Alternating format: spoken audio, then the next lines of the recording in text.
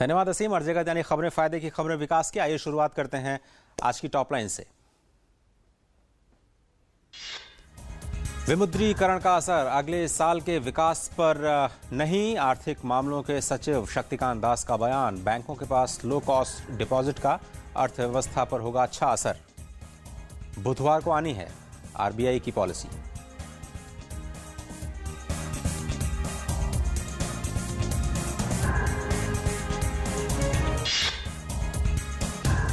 विमुद्रीकरण के दौरान गड़बड़ी करने वालों के खिलाफ सरकार की सख्ती जारी। आयकर विभाग ने करीब 1 करोड़ बैंक खातों की जांच पूरी की।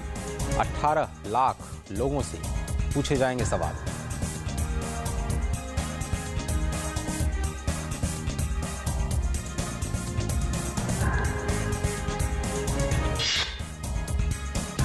कैशलेस लेन देन को बढ़ावा देने के लिए आरबीआई ने कार्ड्स के इस्तेमाल पर चार्जेस घटाने का किया प्रस्ताव।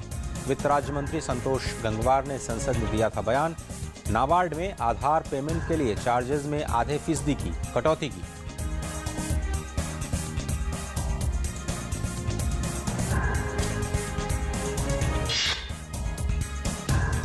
रिलायंस जियो की फ्री सेवाओं को लेकर अब टेलीकॉम कंपनियों ने कंपटीशन कमीशन का दरवाजा खटखटाया।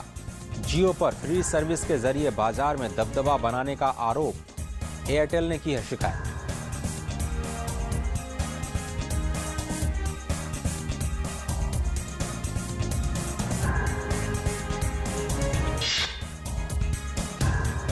और मुनाफा वसूली के बाद फरवरी माह में विदेशी निवेश में आई तेजी। शेयर बाजार के बीते 3 सत्रों में 2300 करोड़ से ज्यादा का विदेशी निवेश। बजट में प्रावधानों के बाद नहीं थम रही है तेजी। और अब दुनिया भर के बाजारों पर निगाह डाल लेते हैं। शुरुआत करते हैं एशियाई बाजारों से, जो इस वक्त कारोबार करते हुए नजर आ रहे हैं। और अगर एशियाई बाजारों की बात करें तो तेजी का रुख सभी बाजारों में दिखाई दे रहा है। जापान का जो बाजार है वो 40 अंकों पर, स्ट्रेट टाइम्स 2 अंकों पर। ताइवान का जो ताइवान वेटेड एवरेज है वो भी करीब 40 अंकों पर। एसजीएक्स निफ्टी में भी आज तेजी, यानी भारतीय बाजारों की शुरुआत भी आज बेहतर हो सकती है।